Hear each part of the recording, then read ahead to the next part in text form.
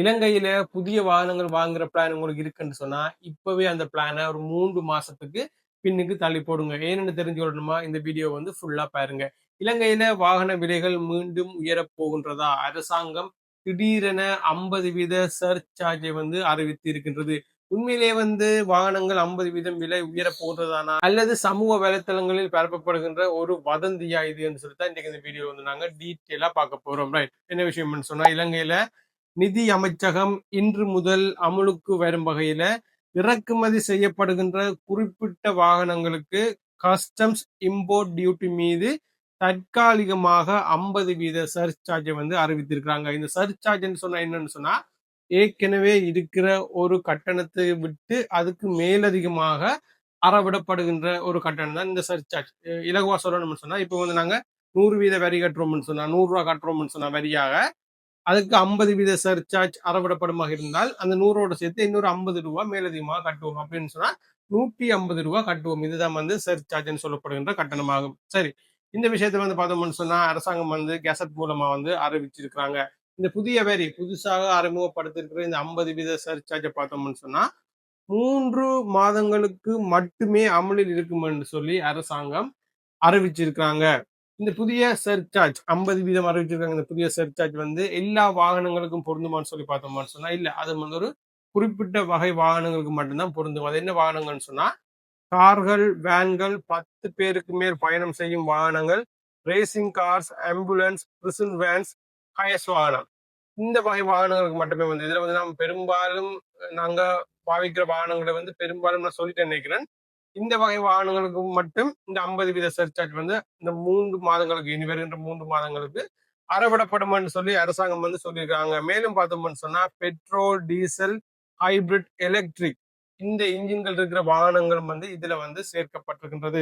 சரி, இப்ப இந்த 50% கட்டணமானது உண்மையிலேயே 50% உயர போன்றதான்னு சொல்லி பார்த்தோமான்னு சொன்னா இல்ல, அங்கதான் வந்து ஒரு சின்ன ஒரு விஷயம் ஒன்று இருக்குது. என்னன்னு சொன்னா, நிதி துணை அமைச்சர் டாக்டர் அனில் ஜெயந்த பெர்னாண்டோ அவர்கள் வந்து இதுக்கு வந்து பதில் சொல்லியிருக்கிறார். என்னன்னு சொன்னா, இந்த 50% சர்சார்ஜ் இருக்குது, நான் ஏற்கனவே சொன்ன மாதிரி 50% சர்சார்ஜ் வந்து முழு வாகன விலைக்கு வந்து இல்ல, ஏற்கனவே இருக்கிற ஒரு வாகனத்தின் விலைக்கு இல்ல. ஏற்கனவே வந்து பார்த்தோம்னு சொன்னா கஸ்டம் டியூட்டி வந்து 30% இருக்குது ஏற்கனவே. அந்த 30% இந்த 50% சர்சார்ஜ் வந்து அறவிடப்பட போகின்றது. அதாவது பார்த்தோம்னு சொன்னா இந்த 30%க்கு 50 பார்த்தோம்னு சொன்னா 15. அப்போ வந்து நாங்க இனி 30 ரூபாய் கட்டிக்கிட்டு இருந்தோம்னு சொன்னா இனிமேல் வந்து 45 ரூபாய் இனி வருகின்ற 3 மாதங்களுக்கு கட்ட போறோம். அதனால வந்து இந்த வாகனம் வந்து 50% விலை கூடுதுன்னு நாங்க நினைக்க கூடாது. இருக்கிற விலையிலிருந்து அப்படி 50% விலை கூடுதுன்னு சொல்லி அப்படி இல்லை. ஏற்கனவே இருக்கிற விலைக்கு வந்து 30% கஸ்டம் டியூட்டி வந்து அறவிடுறாங்க. அந்த 30% கஸ்டம் டியூட்டிக்கு மேலதிகமாக 50% சர்சார்ஜ், அதாவது அந்த 30%லிருந்து 15 ரூபாய் அதிகரிக்கப்படும். 30 ரூபாய் கட்டுறோம்னு சொன்னா மேலதிகமாக ஒரு 15 ரூபாய். மொத்தமாக நாங்க 30 ரூபாய் கட்டி கொண்டிருந்த இடத்துல இனி வருகின்ற 3 மாதங்களுக்கு 45 ரூபாய் வந்து நாங்க கட்ட வேண்டி இருக்கு. இதுதான் வந்து இந்த விலை உயர்வுக்கான விளக்கம் என்று சொல்லி நிதித்துறை அமைச்சர் டாக்டர் அனில் ஜெயந்த பெர்னாண்டோ அவர்கள் வந்து தெரிவிச்சிருக்கிறார். கடந்த 2 மாதங்கள்ல பார்த்தோம்னு சொன்னா இலங்கையின் இறக்குமதி செலவு எவ்வளவுன்னு சொல்லி பார்த்தோம்னா 2 பில்லியன் அமெரிக்கன் டாலருக்கு மேல வந்து அதிகரிச்சு சென்றிருக்கின்றது கடந்த 2 மாதங்கள்ல மட்டும். அதுலயும் பார்த்தோம்னு சொன்னா குறிப்பாக வாகன இறக்குமதிக்கான எல்சிஎஸ் வந்து அதிகமாக திறக்கப்பட்டதாக வந்து அரசு சொல்லியிருக்காங்க. எல்சிஎஸ் சொன்னா லெட்டர்ஸ் ஆஃப் கிரெடிட், அதாவது இப்போ வந்து நாங்க ஒரு வாகனத்தை வந்து இறக்குமதி செய்ய போறோம்னு சொன்னா ஒரு வங்கியில வந்து நாம எல்சிஏ கணக்கு கொண்டு திறப்போம். திறந்து அதாவது வாகனத்தை வந்து நாங்க வாங்குற நிறுவனத்துக்கு காசா கொடுக்காம இந்த பணம் செலுத்துவதாக வங்கி வந்து ஒரு லெட்டர் ஒன்று தருவாங்க.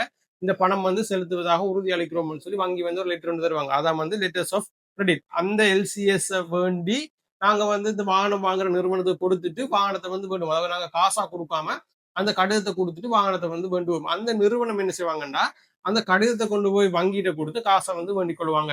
இந்த லெட்டர்ஸ் ஆஃப் கிரெடிட் வந்து கடந்த நாட்கள்ல பார்த்தோம்னு சொன்னா அதிகமாக திறக்கப்பட்டதாக அரசு சொல்லியிருக்காங்க. இதனாலதான் பார்த்தோம்னு சொன்னா நாட்டினுடைய வெளிநாட்டு நாணய கையிருப்பு குறைய வலிக்கிட்டு இருக்குது. அதன் மீது வந்து அதிக அளவிலான அழுத்தங்கள் வந்து அதிகரிச்சிருக்கின்றது. அதாவது நாட்டின் வெளிநாட்டு நாணய கையிருப்பு மீது அதிக அளவிலான அழுத்தங்கள் வந்து அதிகரிச்சிருப்பதாகவும் அதனை வந்து கட்டுப்படுத்துவதற்காக வந்து தற்பொழுது இந்த வரி உயர்வு கொண்டு வந்திருப்பதாக அரசாங்கம் வந்து விளக்கி இருக்கிறாங்க. சரி, இந்த வரியானது யாருக்கு பொருந்தாது? இப்ப வந்து இந்த வரி சம்பந்தமா பார்த்தோம். இந்த வரி வந்து யாருக்கு பொருந்தாது? இந்த வரி வந்து யாரு கட்ட தேவையில்லைன்னு சொல்லி பார்த்தோம்னு சொன்னா ஏற்கனவே இந்த வாகனங்களுக்கான எல்சிஸ், அதாவது இந்த வாகனங்கள் 15ஆம் தேதி இந்த 15ஆம் தேதிக்கு முன்னம் வந்து இந்த வாகனங்களை இறக்குமதி செய்வது தொடர்பான ஓடர்ஸை வந்து கொடுத்த நிறுவனங்கள், கொடுத்த நபர்களுக்கு வந்து இந்த வரியானது கட்ட வேண்டிய தேவை இல்லை. அதாவது ஏற்கனவே லெட்டர்ஸ் ஆஃப் கிரெடிட் வந்து திறந்தவர்களுக்கு, அதாவது இந்த 15ஆம் தேதிக்கு முன்னம் இந்த லெட்டர்ஸ் ஆஃப் கிரெடிட் திறந்தவர்களுக்கு இந்த வரியானது கட்ட வேண்டிய தேவை இல்லைன்னு சொல்லி அரசாங்கம் வந்து சொல்லியிருக்காங்க. இப்ப பார்த்தோம்னு சொன்னா அரசாங்கம் என்ன சொல்றாங்கன்னு சொன்னா, இது வந்து வாகன இறக்குமதிக்கான தடை இல்ல. அதே நேரத்துல வந்து இது வந்து ஒரு நிரந்தரமான வரி உயர்வும் இல்ல. 3 மாதங்களுக்கு மட்டுமே வந்து தற்காலிகமாக இருக்க போகின்ற ஒரு வரி உயர்வு என்று சொல்லி அரசாங்கம் வந்து சொல்லியிருக்காங்க. உண்மையிலேயே இந்த வரி உயர்வானது 3 மாதத்துக்கு மட்டும்தான் இருக்க போகின்றதா, அல்லது மேலும் உயரப் போகின்றதா, அல்லது அரசாங்கம் வந்து மறைமுகமாகவோ அல்லது நேரடியாகவோ இன்னும் மேலதிகமான வரியினை வந்து மக்களினுடைய தோள்கள் மீது அமர்த்த போகின்றதா என்பது தொடர்பான உங்களுடைய கருத்துக்களை வந்து கமெண்ட் செக்ஷன்ல பதிவு செய்யுங்க. நீங்க நம்ம சேனலை சப்ஸ்கிரைப் பண்ணலன்னு சொன்னா ஒருக்கா சப்ஸ்கிரைப் பண்ணுங்க. இன்னொரு வீடியோல உங்களை சந்திக்கிறேன். நன்றி.